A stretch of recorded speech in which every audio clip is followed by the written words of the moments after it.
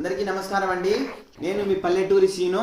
పల్లెటూరి వారి మాట పాట అన్నటువంటి కార్యక్రమంలో ఈరోజు మాట ఏమిటంటే వాతావరణపు మాట.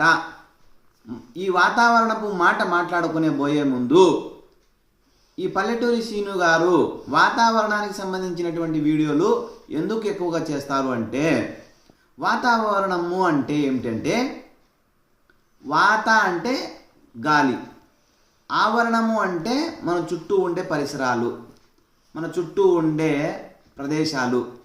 ఈ చుట్టూ ఉండే ప్రదేశాలలో గాలి ద్వారా మార్పు జరుగుతూ ఉంటుంది. మామూలుగా పసిఫిక్ మహాసముద్రంలో సముద్రం అనేటటువంటిది అంతులేనటువంటి ప్రదేశం. అది ఇలా అంతులేనటువంటి ప్రదేశంలో నుంచి గాలులు వీస్తూ ఉంటాయి. ఈ గాలులు వీస్తూ ఉన్నప్పుడు ఆ గాలుల వలన వాత అంటే గాలి, ఆవరణము అంటే మన చుట్టూ ఉండే ప్రదేశము. అంటే గాలి వలన మన చుట్టూ ఉండేటటువంటి ప్రదేశంలో మార్పు జరుగుతూ ఉంటుంది. అందుకే ఈ వాతావరణంలో అనేక మార్పులు చోటు చేసుకుంటాయి. ఎప్పుడు నైరుతి ఋతుపవనాలు మొదలుకొని ఇప్పటి వరకు కాలాలు ఎన్ని?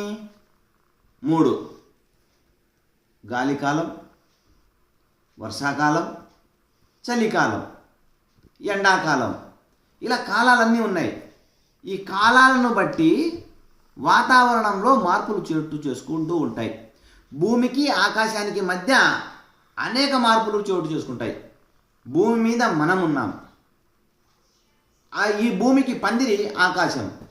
ఈ రెండింటికి మధ్య గాలి ద్వారా, నీటి ద్వారా, నిప్పు ద్వారా మార్పులు జరుగుతూ ఉంటాయి. గాలి నీటిని మోసుకొని వస్తుంది. నిప్పు అంటే సూర్యుని ద్వారా వేడెక్కినటువంటి జలాలు గాలిలో కలిసి మనకు నీటి రూపంలో భూమి మీదకి పంపిస్తూ ఉంటాయి. అందుకే వాతావరణంలో రహస్యాలన్నా ఈ పల్లెటూరి సీనుకు చాలా ఇష్టం. అందుకే వాతావరణానికి సంబంధించినటువంటి వీడియోలు ఎక్కువగా చేయాలనేటటువంటి నా కుతూహలం. అబ్దుల్ కలాం కూడా సముద్రపు గువ్వలు, కొంగలు ఎగురుతుండడం చూసి వాటిలాగా ఆయన కూడా ఎగరాలని కోరుకునేవాడు. అందుకే మింటనెచ్చటనో మెరియు చుక్కల కంట చూచితి కాంచెలూరగా, కాంచెలూరిన కొలది చుక్కలే కాంచి బ్రతుకే గడిపిదిన్ అన్నారు ఆ రోజు